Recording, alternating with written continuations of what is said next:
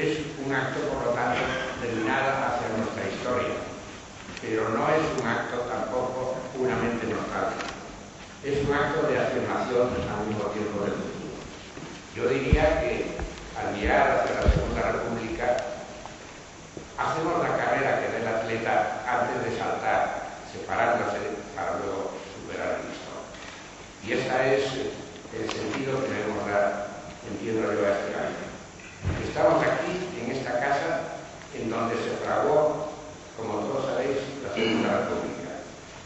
Nuestro deseo sería también que en esta casa se frague la Tercera República. Y sin más, no tengo más que saludar a todos, y ahora vamos a escuchar y a reflexionar sobre la Constitución de la Segunda República, esperando que la Tercera llegue todavía mucho más lejos desde el punto de vista social y revolucionario. Muy buenas noches.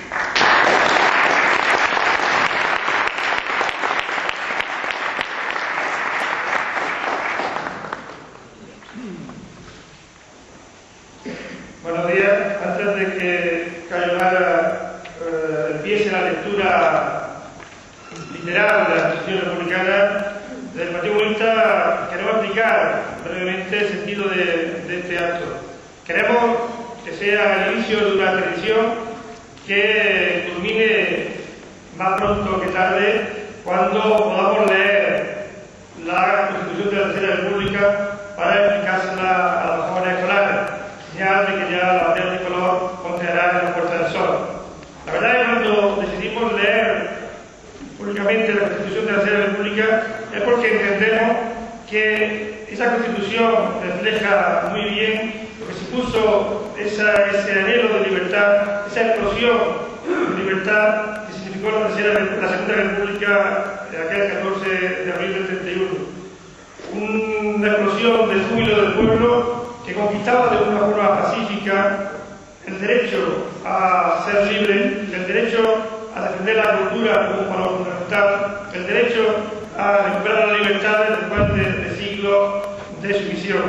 Por tanto, esta lectura tiene, como bien ha dicho Carlos, un sentido de reivindicación de nuestra historia, de lo mejor de nuestra historia, de lo mejor que ha dado este pueblo, pero sobre todo tiene un signo de compromiso con el futuro, de compromiso con la construcción de un movimiento republicano que no es neutro.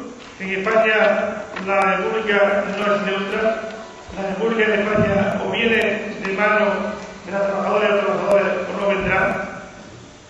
Y por tanto, con esta lectura queremos señalar nuestro compromiso con esa Tercera República, denunciando que no nos conformamos, no nos resignamos a que el debate entre República y monarquía esté trucado. No nos resignamos a que se quiera situar a los españoles y las españolas ante la disyuntiva de monarquía o caos. No nos resignamos a que se asocie República con desastre. Al contrario, la República de la libertad, la República de la prosperidad y la República es lo que el pueblo español necesita para ser dueño efectivamente de su propio destino.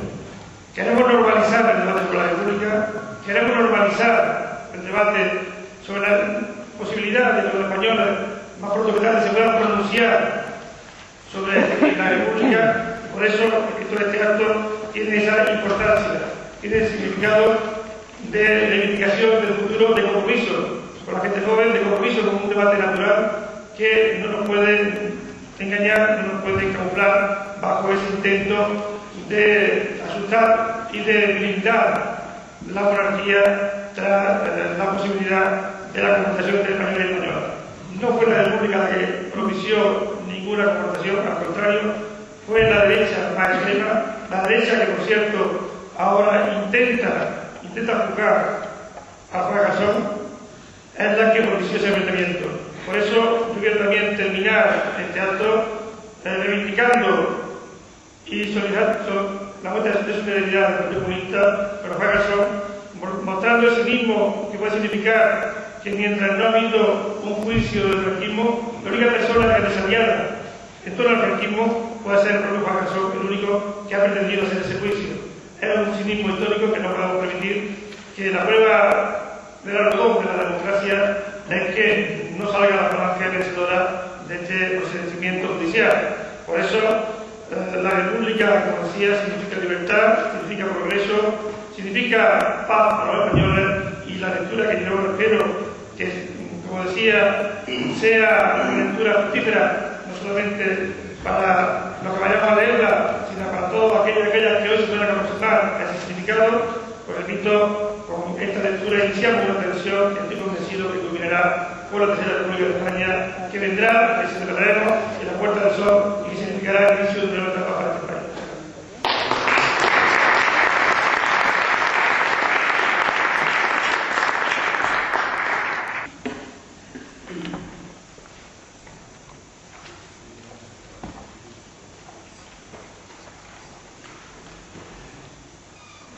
La primera noticia que yo tuve de la República, antes de entrar en política, fue que la República eran iglesias, que eran conventos y que era lo peor que podía tener una sociedad.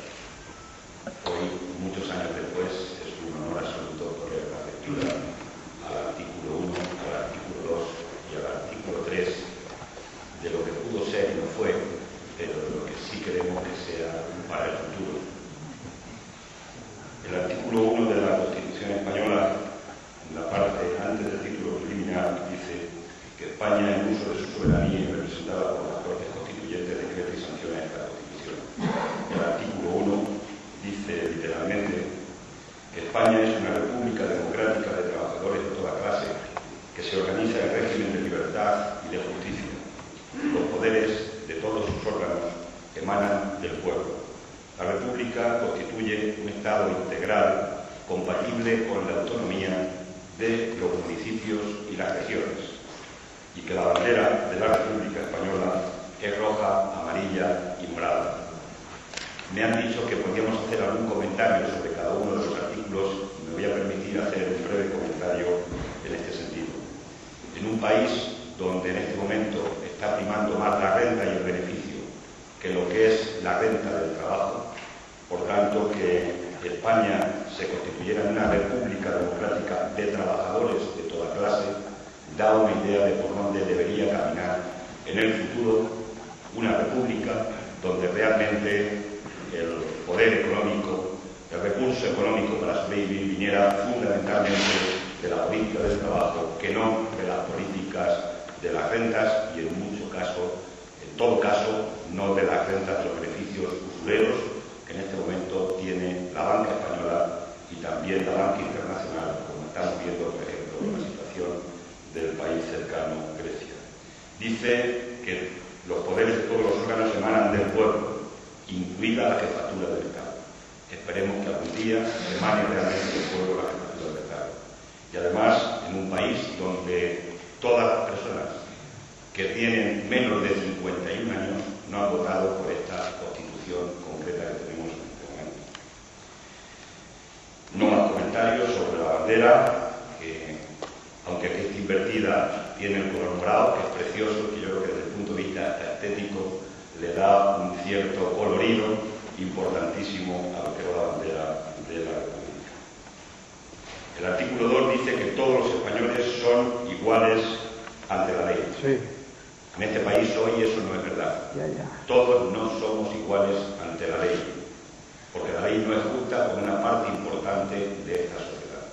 La ley permite que haya fuerzas políticas en el Parlamento, que cada escaño les cuesta 66.000 votos y que otras fuerzas políticas nos cueste 7 veces más votos, es decir, casi 500.000 votos tener representación en el Parlamento. Por tanto, aspiramos también a que algún día de verdad todos los españoles seamos, en este caso, iguales ante la ley en nuestro país. Y finalmente, el Estado español no tiene religión oficial. Me parece que esto, cuando lo pusieron en la Constitución, no lo sé, pero me imagino, se hacía como un elemento de respeto importante a todas las religiones que pudiera haber en nuestro país. Y yo creo que hacían bien.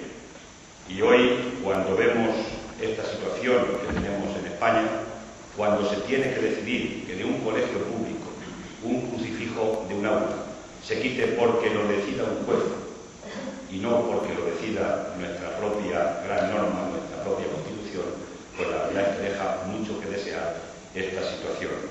pero también una cosa importante, y es la propia supeditación que la propia Constitución actual da de la corona, de la jefatura del Estado, a una religión en nuestro país. Hablo de la religión, pero a una en concreto, que es el artículo 61, donde dice, y lo leo literal, este ya es de la Constitución actual que tenemos española, que el rey, al ser proclamado ante las Cortes Generales, prestará juramento. Y dice que el príncipe heredero también, cuando al alcanzar la mayoría de edad y el regente o regente se va a hacerse cargo de sus funciones, prestará el mismo juramento. En ningún caso habla de promesa o juramento, como sí pueden hacer los cargos públicos en este país cuando prestan promesa o juramento en ese sentido. Por tanto, la propia Constitución actual que tenemos también vincula al jefe de Estado directamente con la religión, y que en este caso se refiere sin ninguna duda a la religión católica en España.